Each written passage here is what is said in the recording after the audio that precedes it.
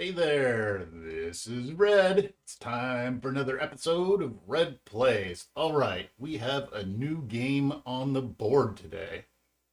So, over the years, I've been heavily interested in some miniature gaming. I originally looked at Warhammer 40K, and then I done some looking at the fantasy stuff, and there was just too much and too complicated for me. So we fast forward many years, a couple of decades, and I'm at a point where I can get myself a resin printer, print me up some miniatures, and then there's a set of rules that really entices me to play starting out. So One Page Rules has put out a Age of Fantasy set of rules. And the ones I'm looking at playing specifically are Age of Fantasy Skirmish. So it's a smaller scale, quicker game meant to be played with fewer units than your traditional big, like 40K game would take. Now, I had looked at Malifaux, invested in some of the Malifaux stuff, but I think it's a little bit more than I want for my starter miniature tactical game. So I think One Page Rules falls right exactly where I want to be. The rules are streamlined, they fit on one page here. So that's really all that you need to get going in a couple of army lists. What I have done is I've taken the armies that I've got and I made cards for them. So for example, my brute boss here, I have a card that says what his quality is and what his defense is. Pretty big number, so I can read them. Point value, abilities that he has, and then if I were to buy upgrades, this game I'm not going to use any upgrades, but if I were to buy upgrades, those are the type of upgrades that he can get. I'm probably going to make some upgrade cards and use those in the future. I also printed out their special rules. So we have here the special rules for the Beastmen. They've got Baned, potentially. They have Bane, Crazed, Head Taker, Hit and Run, or Wild Ambush. And actually Crazed, I think these Centaurs have Crazed. So, all right, what I've got set out here is I've got a nice little village set out. Now, the theory here is this is an abandoned village where all of the humans have ran away, and the Beastmen and the Mummified Undead are meeting here to see who can take over the village. Now we've got I've got Zaya out here to represent the Mummified Undead, and then she's taking on Renee, who will be representing the Beastmen. So I'm going to actually play both sides of this. There's a solo AI component to this, but I'm going to play both sides to the best of my ability here. These bright green tokens that I have out here, I'm using as the objective markers. The way that I did that is I placed for Renee, he placed close, and Zoya placed close over here, and then Renee went to place again and placed one over here. So we ended up with D3, we got a 1 plus 2, and that ended up with 3 objective markers out there. Now, the reason that you got the objective markers out there is that's how you score points. So the game is played over 4 rounds. And if at the end of a round you're within 3 inches of an objective marker and no enemies are, you capture that objective marker. If there are you and your opposition are within 3 inches, then that objective marker either reverts to neutral or nobody captures it. So you could capture an objective marker and move on. As long as the enemy didn't come within range of it, you would still get points for ownership of that objective. All right, I'm trying to think of other things that are going on here. I have my point markers out there. I will probably have to do some cuts in this game. Normally I kind of stream straight through, but for this one, we're going to have to do some cuts because I'm going to have to move some things around. So let's go over Renee's forces and what he's got out there. So Renee's got a much smaller in number of units set up than Zoya has out there. So what Renee has is he has his main unit right here is this Beastman. Let me switch the view real fast. All right, so Renee's big unit, his hero, is going to be this brute boss right here. So that's the brute boss. And I don't know if I'll focus on him very well. Been having problems with the camera focusing, but here's what the brute boss looks like. So got quality 3, defense 3, 105 points. So we're playing a 185 point game here. So almost all my points, like more than half my points, went in the brute boss. So he's got hand weapon, which has an attack of 3, means I'm going to roll 3 dice. He's got armor piercing 1. He's furious, which all of the Beastmen are furious. And he's a hero and he has tough. All right, so tough's going to help him stay alive. And the furious gives them an extra die when they come into attack. All right, second up on my list are the centaurs, and I have 2 centaurs. So centaur number 1 and centaur number 2. Let's see if we get some focus going on. There we go. All right, so our centaurs have quality 3. They've got a defense of 4. They have hand weapons of 2. They have impact, which means that when they charge in, they do an extra point of damage. And then we have crazed, which is one of the abilities that I have these ability cards out on the side to use. They're also fast, which means they're going to move in really quick. So my thought is they're going to be able to flank in and attack maybe some of those skeletal archers to keep those attacks off of my main characters. All right, so I'm going to start them over here on the left, get them out of the way. And the last one I have to round out my point value is just your standard Beastman. So here's my little Beastman. Focus on him, maybe. All right, so Beastman. Just a straight up warrior, hand weapons. He's got 1 attack and he's got furious. So when he rushes in, he gets to do 2 attack dice. All right. Now, we'll go over to the skeletal warrior side. All right, so the forces, so these are all of Renee's forces. We need to go over to Zoya's forces. All right.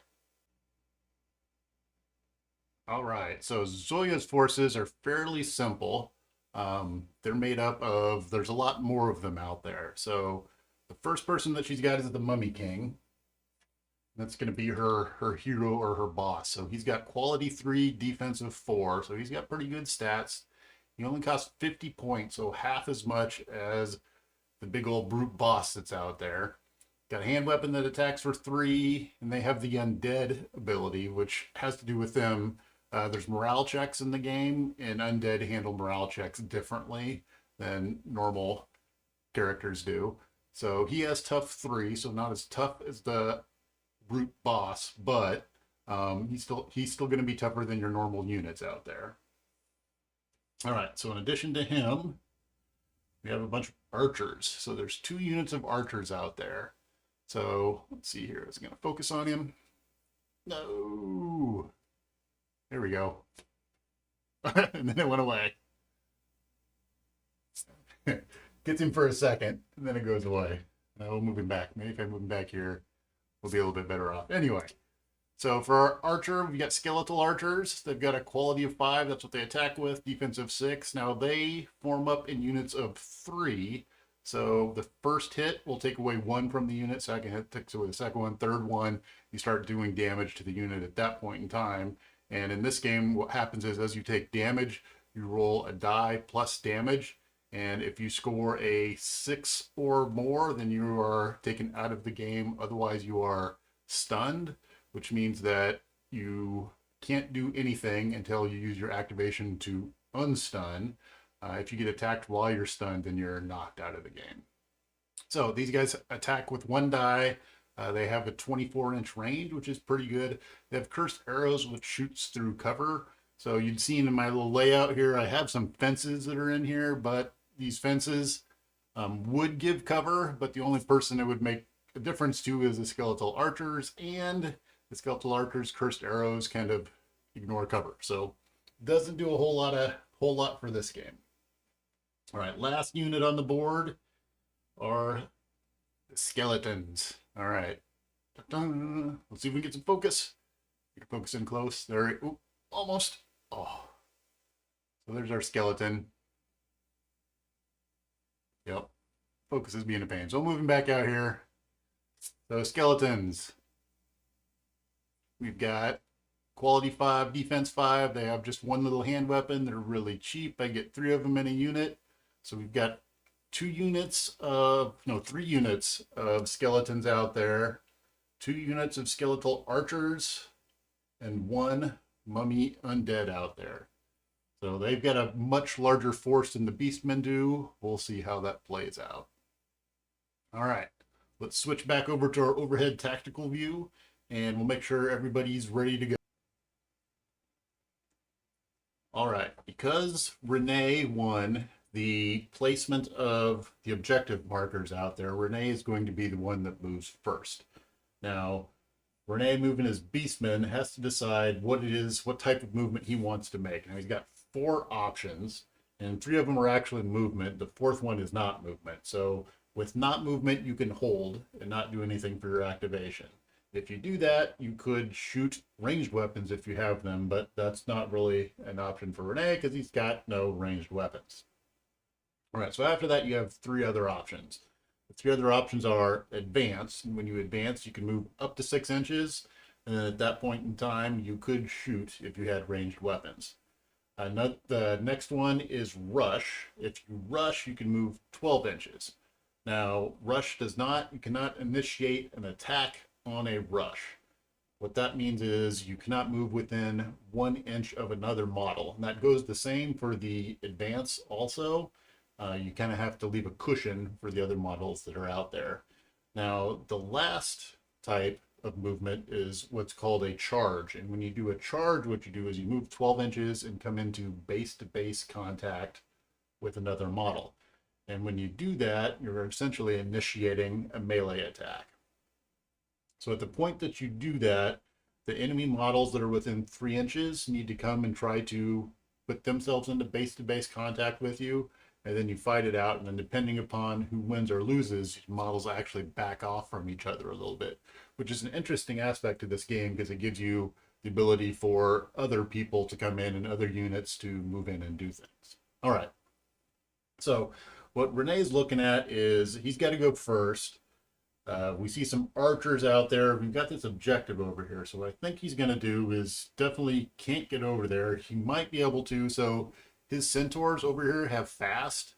And I can go over here and look at my rule reference. And what it says is that fast says you move 9 inches when using advance and 18 inches when using a rush or a charge. So he could move these guys 18 inches, but that's still, I don't think, enough to get into range of those skeletons. So they can move about that far.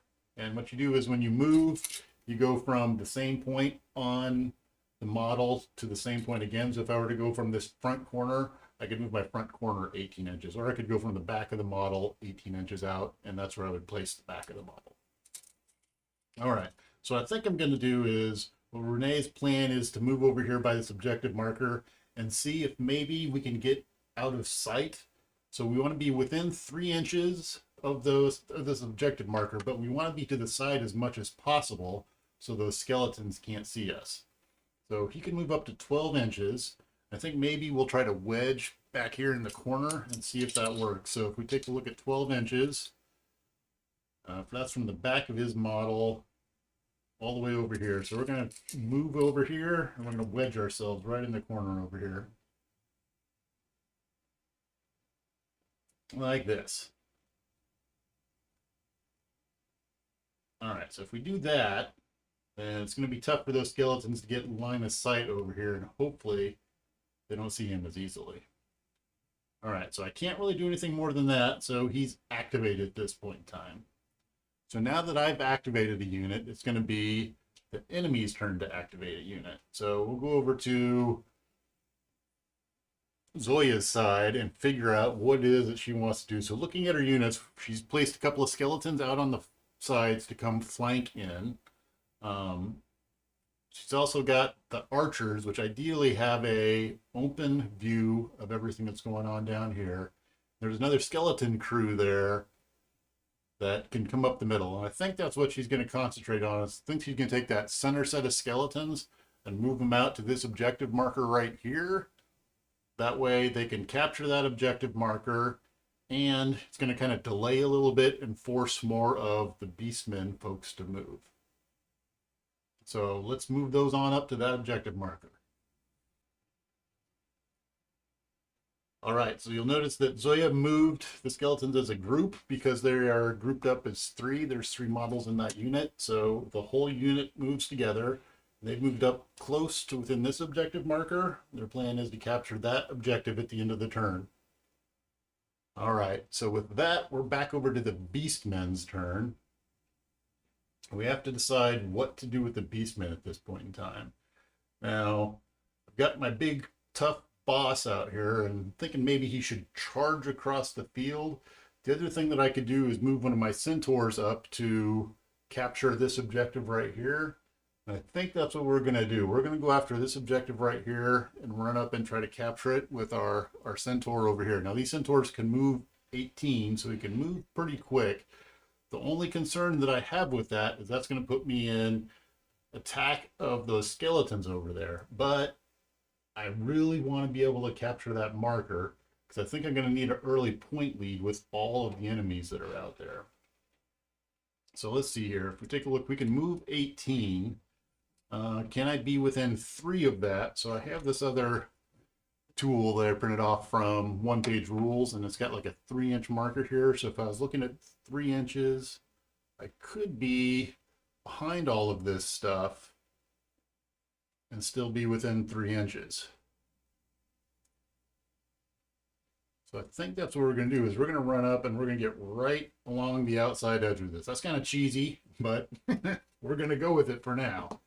All right, so that's going to be easily within 18 inches. We're just going to run right up over here. And we can't attack or anything, so we're done at that point in time. All right, so we're over to Zoya's turn. So I think what Zoya's going to do is she sees this Beastman advancing over here. He's going to capture that marker. I think she's going to bring her skeletons that are around on the side over here. She's going to bring them around and try to get them up. They probably can't get there this turn, but they can get kind of close. So that's going to be her next move. All right, so after measuring that out, she was like a 1/2 inch to 1 inch short of getting into base-to-base contact with the centaur. So she couldn't quite get there, but what she could do is she could get her skeletons in range to contest that objective marker. So that's what they did. They moved up. They're now contesting that objective marker, and their activation is done for the round. All right, so we're not back over to Renee. And what's Renee going to do with his Beastmen? So I think he's going to have to brave some of this archery fire here to try to get his boss out there and into battle. So his boss can move 12. Let's see here. How do we want to move here?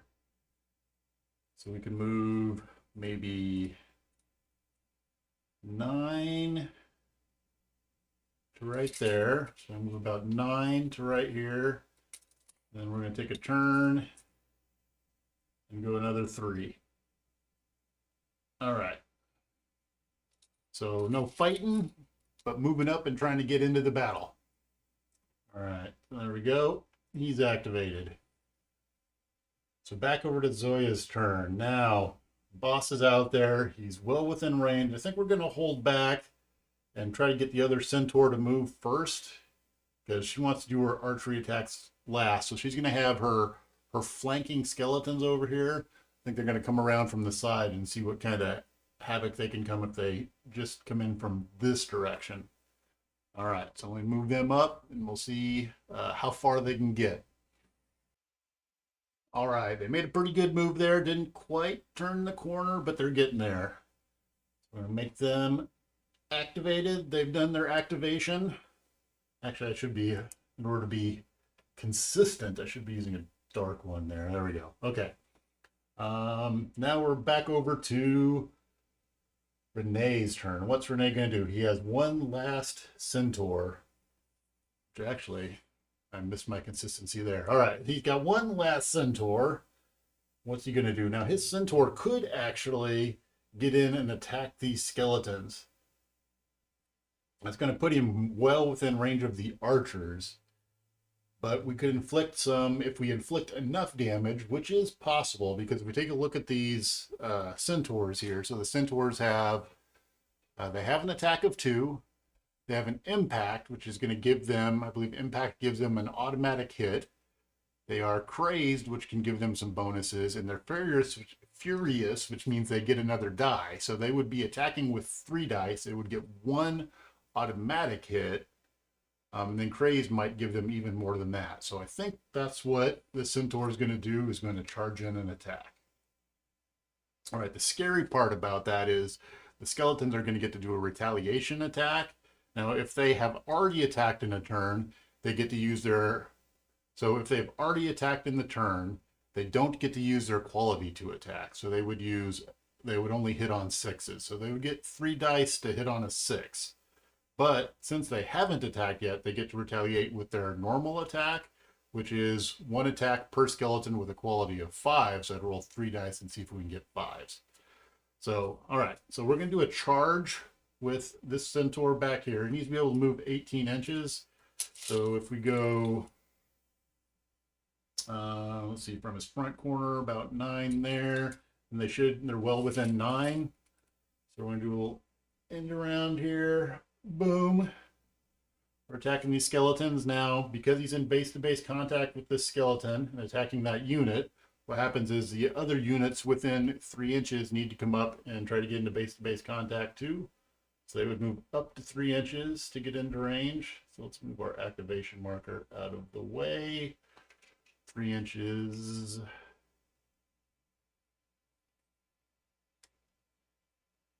All right.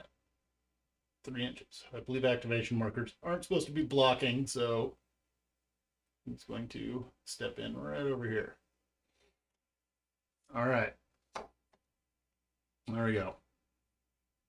So now we got some combat going on. We're going to get to roll dice. All right. So our centaur, let's go through the list of what he has. So our centaur has hand weapons attack 2. So that's 2 dice. He's going to get to roll. Now, he has the Furious ability, and the Furious ability says that Furious gets +1 attack with a weapon of your choice when charging. Well, everything's a charge in this game, so we get another die. All right, the other thing that he has is on his sheet here, it says he's crazed. So we need to take a look at our rules here, and we have crazed. When this model fights in melee, roll 1 die, apply 1 bonus. So we're going to roll a die and see what we come up with. We have a 4, so that says 4, unit gets +1 attack, so we get another attack. All right. And then we also have Impact 1. And the Impact 1 says, deals X automatic hits when charging successfully. So we're going to get 1 automatic hit. All right, so we have a hit. We're going to roll.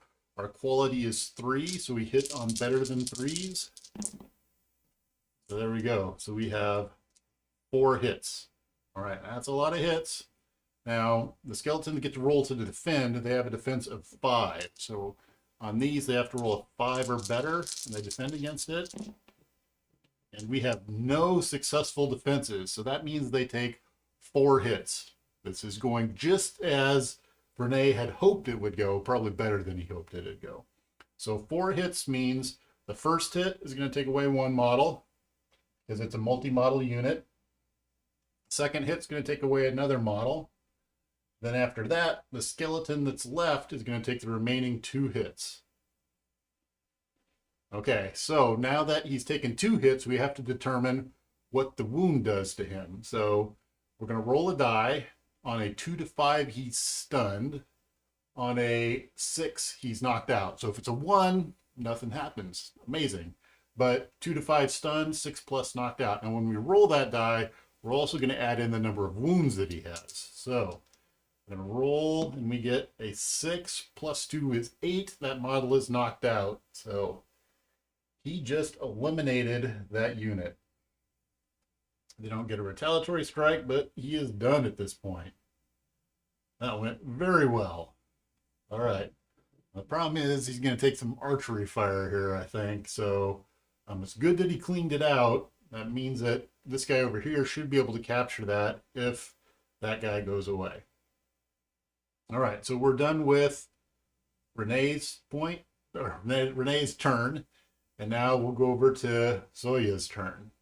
All right, so what Zoya's looking at is that was not as she wanted it to go. Her archers need to do some firing and hopefully take out this centaur, or they could fire on this Beastman. So I think she's going to do is she's going to use the advance move, which allows her to move up 6 inches. She's going to move these archers up 6 inches and then take a shot. Should be well within range. 24 inches is almost across the map because we're playing on the smaller scale here. At 24 inches is pretty good coverage of the map. So we're going to move, she's going to move these skeletons up 6 and then take a shot.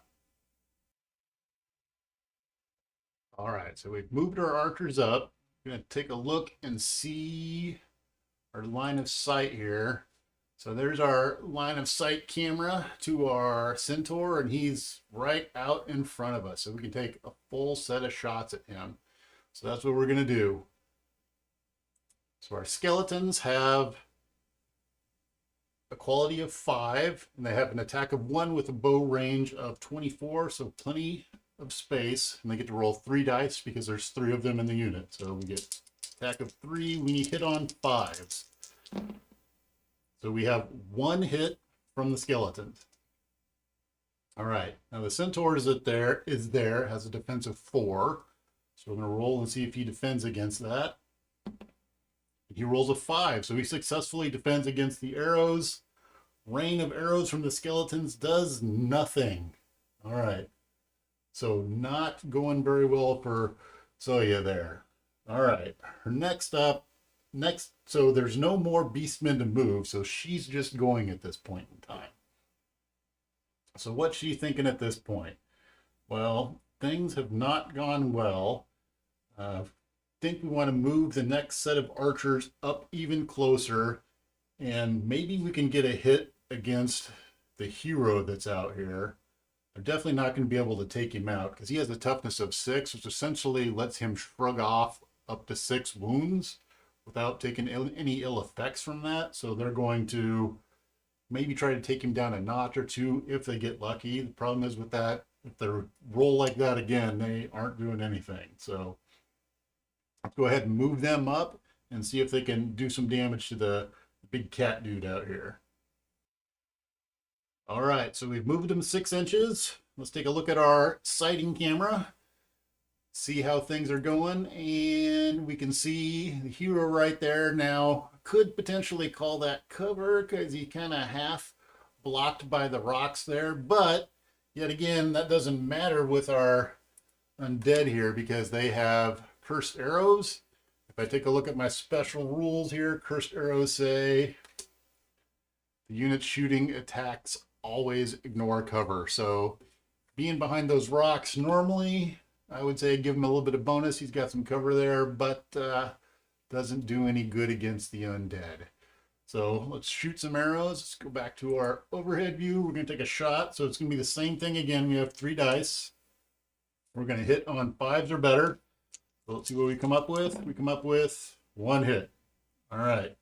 Now, our brute boss here defends on a 3 or better. So let's see if you can shrug the arrow off.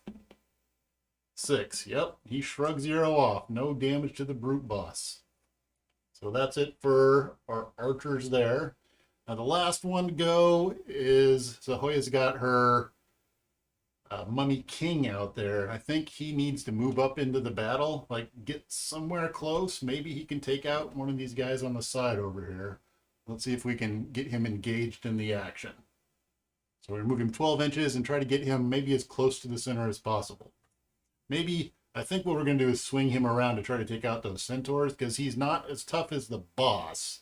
So maybe avoid the boss and go after the centaurs and maybe he can take that area out. All right. All right, so we've moved him up and he got close to the water here.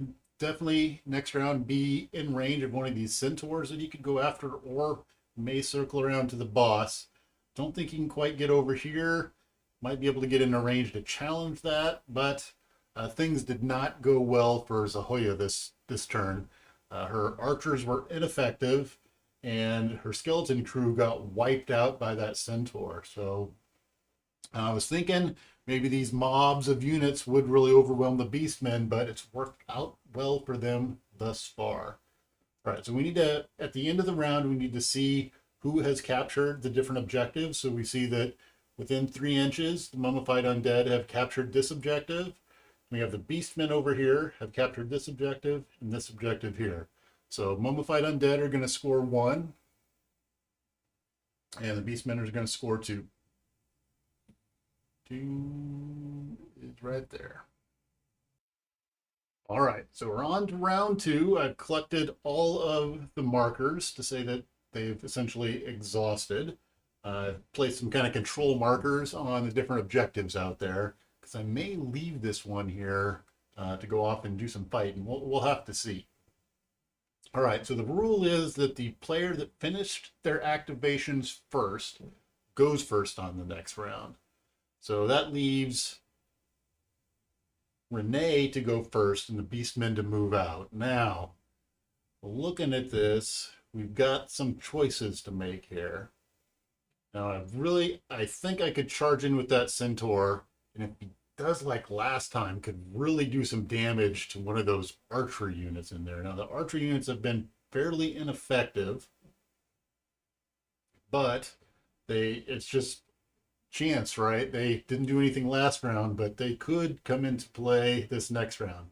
If I do charge that Centaur in there, he's probably going to be lost at that point in time, because either the skeletons are going to take him out or one of those archery units are going to take him out. Might be a decent trade, though. The hero might turn around and take him out, too.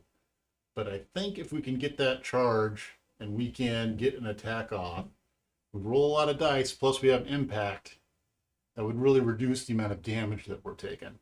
The other thing to keep in mind is if you lose more than half of the units, your team needs to take a morale check. So not a problem over here, but if we lose 3, then the remaining one's going to have to take a morale check. On the other side, there's 1, 2, 3, 4, 5, 6 units. So we need to cut them down to take out 4 units in order to make them make a morale check. I think it's below 50%. Well, down to half of its starting units or less. So all we have to do is get if 2 of them go out on this side over here, or if 3 of them go out on that side over there, then the morale check happens. All right. So I think Renee's plan is going to be charge the Centaur into this archery unit over here and see if we can wreak some havoc. So should be easily within 18 inches. Oh yeah, 12 would be kind of pushing it, but within 18. So he's going to charge right on into here. Boom. Now these need to come around to get into base-to-base contact. And now we've got a fight. All right, so the Centaur charging in has attack of 2. Our Furious is going to give us an automatic hit, so we'll set that off to the side. We've got 3 that we're going to roll, and we need to roll for our Crazed and see what we come up with. So Crazed, we're going to roll a die, and we get 2. So 2 says unit gets AP +1, so armor piercing +1. So what that means is it's going to reduce their defense, but their defense is already 6, so not going to do us a whole lot of good. All right. Of the rolls, that was the wrong one to get. All right, so we got 1 automatic hit, and we get to roll 3 dice. We hit on a quality of 3, so 3 pluses are hits. All right, so we got 3 hits. All right, so the skeletons at this point, their defense is on 6s. So we're going to roll, and any 6s remove a hit. And 1. So they're going to take 2 hits. Oop. They take 2 hits. So that's going to remove 2 models. They're going to remove the ones in the back. 1, 2. Now they get to do a retaliatory strike. So he has an attack of 1. So skeleton's going to attack. He hits on 5s or better, so that's a hit. All right, so I get to defend with the Centaur. He defends on 4s or better. 2, so he takes a hit. All right, so we take 1 hit. We're going to roll a die to see what happens. See whether we're stunned or knocked out. 6, actually 6 + 1 knocked out. So that single skeleton managed to take out the centaur with hand-to-hand weapons. That's kind of crazy. All right. Well, it was. Renee did really good last turn, but I think the Hoya's looking a lot better this turn. All right. So the thing to remember is that he used his attack that turn. That means he's not going to be able to do his ranged attack. But that doesn't mean that he's activated. He still hasn't activated yet. All right. So we're over to the turn for the Hoya. What's she going to do? So she knows she wants to get those guys into range.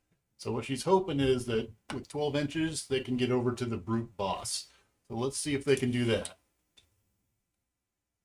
Oh, definitely. They can 12 inches, they can get over to the brute boss. All right.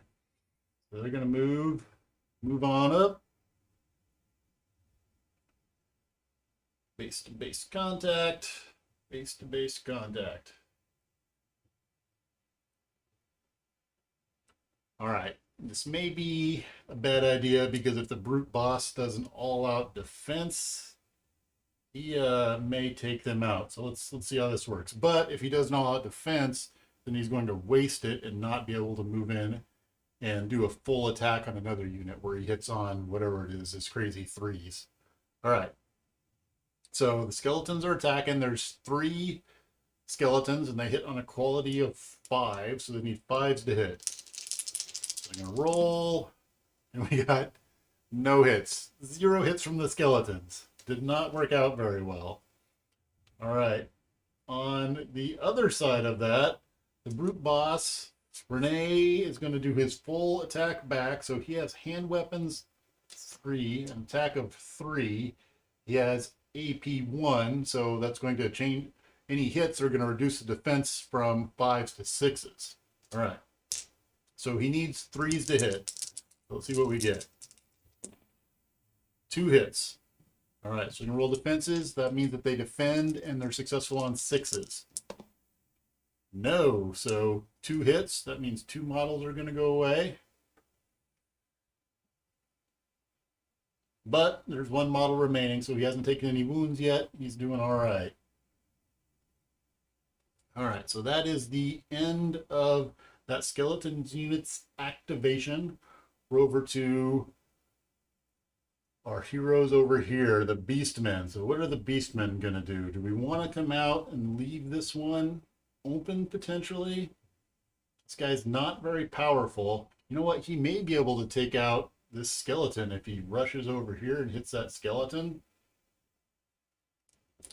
Let's see here. Is he within 12 inches? Not within 12 inches. Oh, maybe. Nope, not quite. Can't quite make it there. All right. Rushing out there looks like a really bad idea. We have the centaur back here, and maybe we could go behind the building and then circle around. That would leave the potential for the Mummy King to come over here and just take that unit. All right. What are we going to do? I think we will do that. I think our centaur is going to run over here behind this building, and that's easily within our 18 inches. Actually, the centaur could roll around. And so one of the things I'm looking at is another possibility would be to try to get some of the skeletons to power down by getting them to make a morale check. Now, if we do that, in order to get there, what we need to do is take out 3 of the units, and there's only 1 archer left in that unit, and there's 1 skeleton left there. So the odds of that are actually fairly high that we could get to there if this guy can get over to that skeleton. So what we need to do that is be able to move 18 inches. I don't think is going to be a problem. So let me see if I can figure out how to math out how to get there in 18 inches. All right, so I figured it out, was able to do it. We cut up here straight across, and there was just enough room to squeeze back in here and get into position to attack the skeletal archer. So I think he's going to be able to take him out. Should be able to, because we're going to get a roll a fistful of dice. So with the centaur charging into the attack there, he's going to get 2 he normally gets. Plus he's got Furious 1.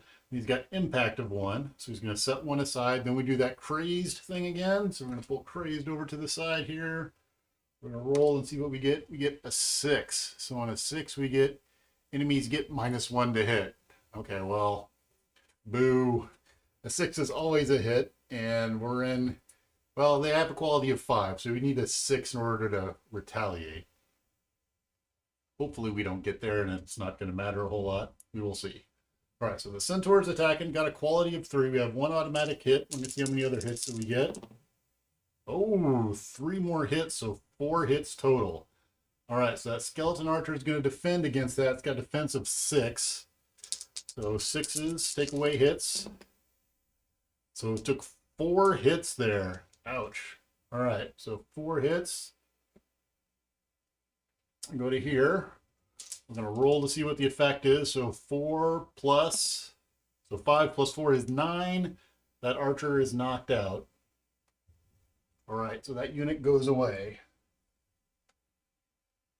Now, at the end of the charge, it's not something that I've had happen a lot here, but we have the ability to move up to 3 inches. So it says if one of the 2 units is destroyed, the other may move by up to 3 inches, else the charging unit has to back off by 1 inch. All right, so actually, this should have to back off by 1 inch. Forgot that. Okay. So I get to move 3 more inches. And I think what I'm going to do is I'm going to loop back around the building a little ways to get out of the way. All right, so there we go there. We looped back outside the building a little bit just to force anybody else to move away from some of these other objectives if they want to come get that centaur. So the centaur needs a marker. Say he's done his thing. All right, now we're over to the Mummified Undead. So what's Ahoya gonna do? So we have this group that's kind of protecting this objective here. So maybe we take the hero over and see if so the hero is in range to go capture that objective. I think would be a good idea. We also have the archers could shoot. I think that's what we'll do. We'll have the archers shoot and try to take out that. Let's think about this. So we'll probably have those guys move. I think the archers need to get in range of that objective. So they're going to swing out just a little bit to get closer to this objective. And then at that point in time, they're going to shoot the centaur. All right, so let me make a little bit of a move, and then we'll do some shooting. All right, so I figured out that they could swing behind these barrels right here. And if they do that, they can be within 3 inches of the objective marker, which is on the side right here, and still be able to shoot the centaur there. So that's what they're going to do. They've shifted. They're going to shoot some arrows. So we get to roll 3 dice. They hit on 5s or better. No hits. All right. The archers are being highly ineffective, but they are now done. If they could have taken out that centaur, they could have forced a morale check. And the morale for these guys right here, so he's got a quality of 4, so he's got a pretty good morale check, and he's got a quality of 3. It's not likely that he's going to run away. Okay. Well, I guess it's 50-50. No, sorry. I take that back. It's a third of the chance that he would potentially run away. All right, so we're back over to the Beastmen. What is Renee going to do? Things are not going well for Zahoya there. Or Zahaya. I'm totally butchering her name. I'm trying to say it. So, and I'm probably pronouncing it differently multiple times. All right, so Renee's got his Beastman here, who has already attacked and did a lot of damage to that unit, but he still can roll in and attack with and hit on 6s, and he gets a lot of attack dice. So he should probably be able to take out that skeleton, I think, if he just rolls in and attacks him.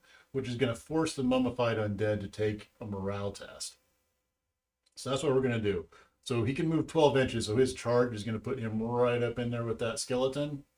And he's going to roll his dice to attack. So he's got an attack of 3. And then because he's furious, he gets an additional 1. So he's charging in and gets to roll 4 dice. Now he only hits on 6s, so I got to get a 6 here. Oh, we got one. All right, there we go. So he's got 1 hit. Now the skeleton's going to... he has an armor piercing of 1, so the skeleton needs to roll a 6 in order to stop that hit. 4, he doesn't, so he's going to take a hit. All right, so next we're going to see what happens as a result of that. So we're going to roll 1 plus 3 is 4. So that's actually the first time we've rolled below a 6, so a 4 is stunned. So I've got a stunned marker here. He's going to be stunned. And at that point in time, I get to together double checking. It has to be destroyed, so I get to move another inch. I have to back off an inch. So I'm going to back off an inch here, and then we've done our activation. So we didn't get to the point where we took him out. We may be able to do something else later, though.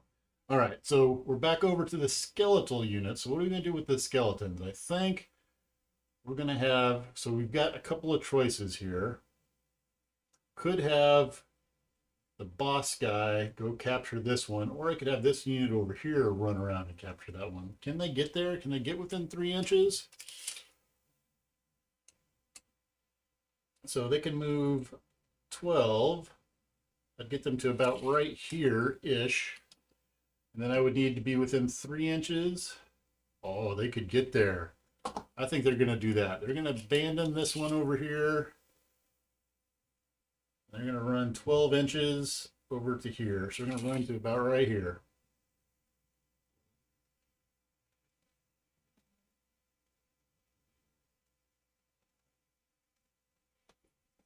And that should put us within 3 inches of the center. Yep.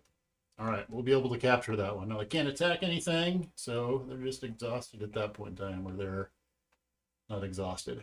They're done at that point. They're activated. All right, so now we're over the Beastmen. Now, question is, we've got this guy back here protecting this point. So Renee, he's got a lot of points from doing that, but he may need to move out and do something at this point. So we could sit on this one at 12 inches. The problem that we've got is that guy could move in here, and he can probably get in range to contest that one. So do we move in there to contest that one? Do we try to? I don't think we can get far enough to be able to take that skeleton out. So one of the nice things is if somebody's stunned, you could move up and you automatically take them out if they're stunned, and that unit is knocked out. We can't get that far this round. So after some consideration, I think the best bet is going to be to swing out here, stay within 3 inches, so that we might be able to go after that skeleton next round. That should not keep us out of range of the hero at this point in time. So that's what we're going to do, is we're going to move just over here. We want to stay within 3 inches. So here's our 3-inch marker. We want to stay within 3 inches of the center. So we're going to go about right there, I think, is where we're going to go. There? Yeah. And we'll hang out here. No attacking. And be done. Boop. Boop. Be done. All right. So at that point, we're back over to the Mummified Undead.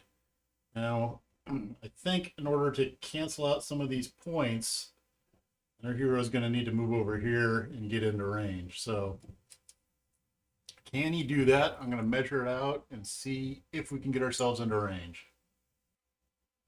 All right, so yes, we were able to do that. We're able to get right up in there. Can't quite get to the Beastman, but we can get in to be able to affect the status of that marker. So with that, everybody's gone at this point in time. We're going to close out round 2, and we need to take a look at points of objectives that are captured. So this one is still captured by the Mummified Undead. This one over here, there's nobody to contest it, and we're within 3 inches. 3 inches of the center of that. Oop, I'm bumping some terrain there. Yep. So this is going to convert over to ownership for Mummified Undead. And this one's contested. We have 1 for each side. So this one is going to be a contested and goes to neutral. All right, so our point scoring for the end of that round is going to be 2 for the Mummified Undead and none for the Beastmen. A little bit problematic because now we're going to go into round 3 and the Mummified Undead are going to have the lead. All right, so with that, we're going to end this round. And I'm going to clean it up and we'll get ready for round 3.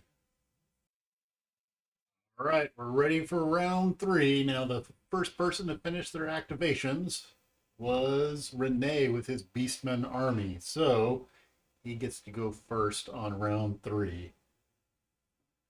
So now we've got to figure out what to go after here. So one of the things that we could do is we could charge in on the skeleton over here with our centaur, which I think is what I'm going to do. Because if he does that and takes out that skeleton, then he can back off 3 and back off and block the capture of that over there.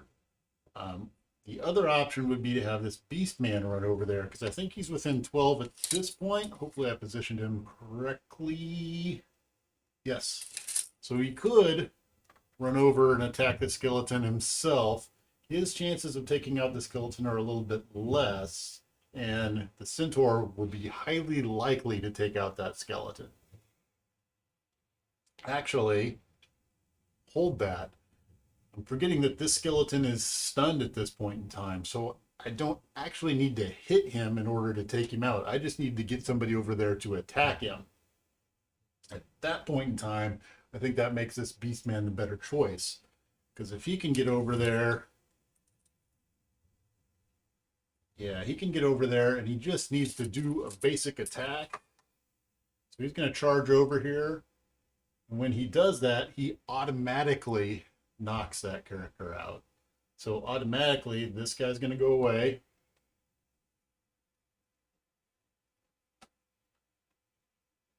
And that was his charge attack. So because he knocked him out, he gets to move another 3 inches. So he's going to move over towards this objective. So we're going to move... Sorry.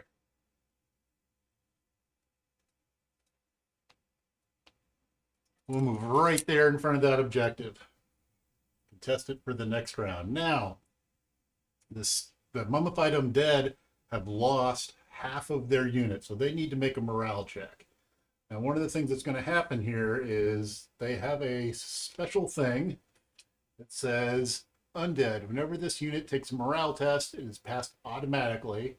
Then roll as many dice as remaining models / tough in the unit. And for each result of 1 to 2, the unit takes 1 wound which can't be regenerated.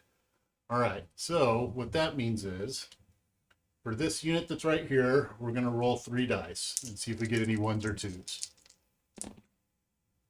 No 1s or 2s, so they don't have a problem. For this unit over here, we're going to roll 3 dice and see if they get any 1s or 2s. Ooh, a 1 and a 2. So they take a wound and a wound. Ouch. All right. And this guy over here has a tough of 3.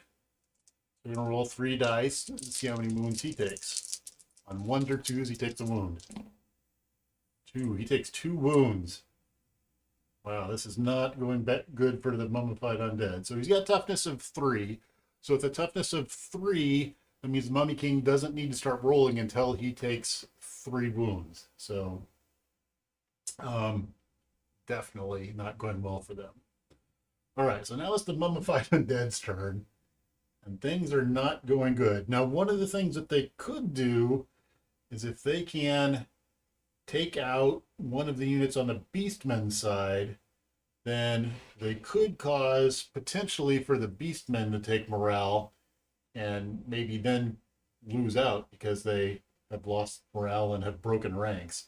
If they did that, that's probably about the only thing they've got going for them right now. Now, actually, point wise, they're doing fairly well. If they can capture these points, that would be another thing, is to sit on the points, and they could, point value wise, come up with the win. All right. So how do they pull this off? So can these skeletons make it all the way over here? No, they can't get to that Beastman, too far away. Could they get to the Centaur? So if he turns around, he could go 4, get about right there. He might be able to move it. All right, I'm going to see if I can get this unit back around to attack the Centaur. Maybe they can take the Centaur out. All right, I was able to maneuver them around within the 12 inches and be able to get to the Centaur. Now, the thing that I had to check was Zahoya was not able to get the third skeleton into base-to-base contact with the Centaur. What she could do is she could get him up here, and then in order to contribute to the attack, you need to be within 2 inches. So he was able to get in nice and close and be able to contribute to this attack that's going to happen. All right, so you got 3 skeletons up there to be able to attack the Centaur. That means she's going to get 3 dice in order to attack. Now, the scary thing is the Centaur may do a retaliatory strike here, and we'll have to see how that works out. But if we can get rid of the Centaur, then we got a chance. So let's see what happens here. 3 dice, and the skeletons are going to hit on quality 5, so they're hitting on 5s. No hits. That's not the way it's supposed to go. All right, now Renee needs to decide. Well, Renee's going to do a counter attack. All right, so he's got an attack of 2. Now we have impact and crazed. So we're going to get the crazed bonus. Impact, I only think happens when you charge. Yeah, so impact. The Centaur has impact and furious. Furious only kicks in when you charge, and impact only kicks in when you charge. So no big bonuses there, but I'm still going to get the normal 2 dice for the Centaur, and we have to roll our crazed bonus to see what happens there. So let's pull our crazed over here. And we get a 3. So 3 gets +1 attack. All right. So we get an additional attack, so we're going to get a 3rd die. So let's see how many skeletons we can take out. All right, Centaur hits on 3s. 3+. So we got 2 hits. That wasn't a great roll, but we got 2 hits. All right, so now the skeletons get to defend. They defend on 5s or better. No defenses. So 2 skeletons are going to go away. Oop. They're going to roll away. And then they need to back off an inch. So we're going to back off an inch. All right. Skeletal army is in shambles at this point in time. All right. So that's the end of the activation for Zahoya. And now we're over to Renee. So Renee's got some options.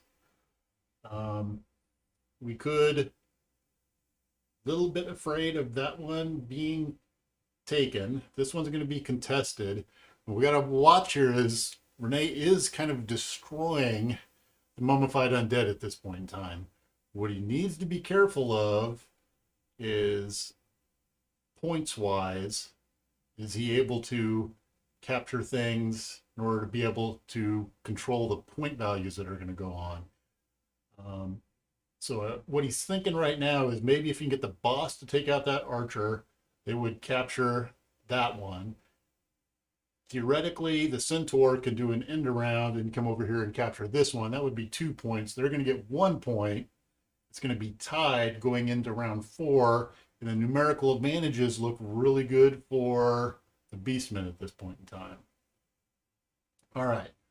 So I think the thing is we're going to take our boss. So boss is going to come over here and attack this archer. All right, so at the movement of 12, the boss is able to get there pretty handily, and it's not looking very good for the archer at this point in time. So when the boss goes into attack, he gets an attack of 3, and he's got Furious, so he's going to get another die. So he's going to get 4 dice, and he's got Armor Piercing 1.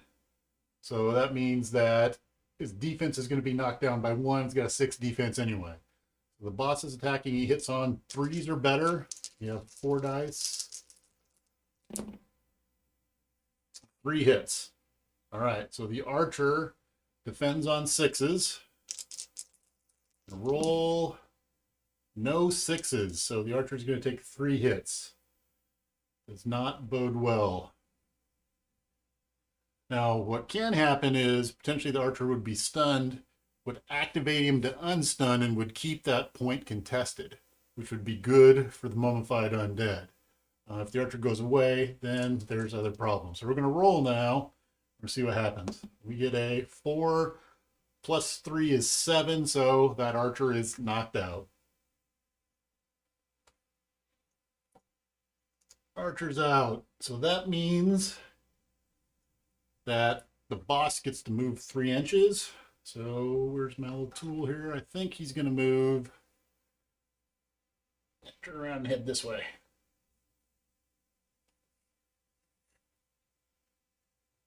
Okay. All right. That's the end of the boss's go. I need to figure out what to do next. All right, so we're back to the Mummified Undead.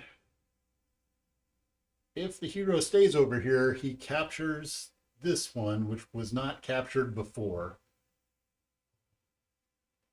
So I think that's what he's going to do, is try to capture this. And ideally, does he stay out of the way of the other guys? This is not looking like a good combat. So I think he's just going to, sneak around behind the crates over here and work on capturing this. All right. Then it's back over to Renee's turn. All right, activated. Then it's back over to Renee's turn. He's got the centaur over there now. He's going to try to get the centaur.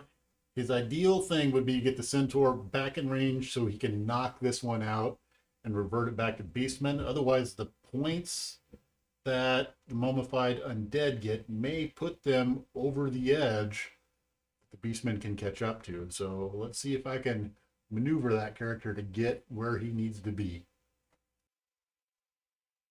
All right, with his fast movement speed, he was easily able to get into range over there, had a few inches to spare even, so worked pretty well. He's not going to do anything else, so he's going to be exhausted at this point in time. Activation's done, so everybody's activated at this point in time. The last person to go was Renee with his Beastmen, so that means that the Mummified Undead will get to go first next round. Not that I know that that's going to help him a lot. So we're going to total up, we're going to check for ownership. So this one is going to be owned by Mummified Undead. This one is going to be owned by the Beastmen. And this one is going to be owned by the Beastmen. But I think he's within 3. We'll double check here in the middle of that. Yes, he's within 3. All right. So totaling up points, we've got 1, 2 for the Beastmen, 1 for the Mummified Undead. It's a 4-4 tie at this point in time. All right, so now we go into round 4 and see how things close out. All right, picked up all of our markers and we're into round 4, so it's not looking good for Zahoya there. She gets to go first because Renee activated, or she was the first to finish activating, so she gets to go first on the next round. So theoretically, what you could do is get really lucky and have the skeleton charge over and take out this Beastman. At that point in time, do a morale check and have all of the Beastmen flee the field. It's a long shot, but she's going to go for it. So that should be within 12 inches. Yep, we're within 12 inches. So our skeleton's going to turn and run and attack the beastmen over here. All right, so our skeleton's ran over. He's attacking this beastman here. Let's see here. Our skeleton has a quality of 5, so he's going to get 1 die to attack. He hits on 5s or 6s. It's a hit. All right. So now our beastman gets to defend. So the beastman has a defense of 5, so that means he defends on 5s or 6s. Oh, he failed his defense. Right, so that means he's going to take a point of damage. And we're going to roll to see what happens. You roll a 5 plus 1 is 6. On a 6, he's knocked out, so he goes away. All right, next thing that's going to happen, morale check. We're going to see what happens for our boss and for our centaur over there. All right, so the centaur is going to take a morale check. So actually, there is a, for a hero, if you're within 12 inches, you use their quality, but we are further than 12 inches, and it's not going to really matter because the quality for both of the units is 3, so it doesn't matter a whole lot. All right, so for the centaur, he's got a quality of 3. We're going to roll 2. He fails his check. Centaur flees the battle. All right, now we're going to roll for the boss. Boss on 3s or better. A 1, he flees the battle.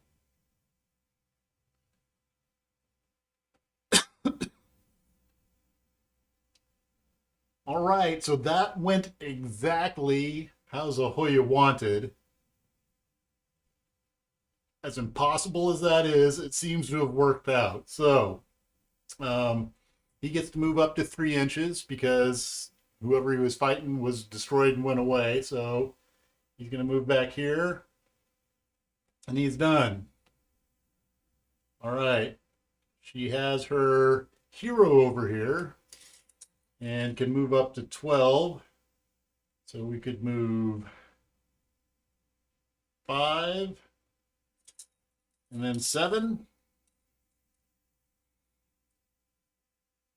7. We have a die that's in the way. All right. And that's the end of the movement. Mummified Undead has finished activating. We were going to check for captures. I don't have enough blue dice at this point in time. So we capture here. It would capture over here. I don't have another blue die, so we'll use one of these silver ones over here. I don't have another blue die handy. Actually, I have lots of blue dice, but all right, so what we see at that point in time is now we're going to total up points. So 1, 2, 3 more for the Mummified Undead. And we're at the end of the game, and it looks like the Mummified Undead get the win. That was pretty crazy. It was kind of touch and go there at the end. I thought Renee had that one, but this is the power skeleton there. He's going to be promoted to Skeletal Knight. He will have his bones enshrined in the special sarcophagus, I guess, of the Mummy King, like right next to him as the personal protector for all of the Mummified Undead. So amazing win there by Zahoya. So all right, so that's my first playthrough of one-page rules, Age of Fantasy Skirmish. Next round, I think I want to take my Mummified Undead and potentially reduce the army and count of models and use some bigger ones. I don't know about, we'll try to get it up to a 250 point game, make it a little bit larger, use some larger models so that there aren't so many on the board, and see how that goes. So I'm really enjoying this game. I hope you guys are enjoying this too. If you like this video, then like it. There's a little button that says you do that, and subscribe to the channel, and enter your comments below. If I missed rules especially, let me know in the comments below. I'll attach little cards and notifications to say where I missed rules, so that way people will know that I didn't play something right, and then you can get the right way to play it. But really enjoying this game. Want to see more of these? Again, subscribe to the channel, like this video, and let me know what tactics-wise you would have changed also in the comments below. All right. So that's it for now, and Thanks for watching.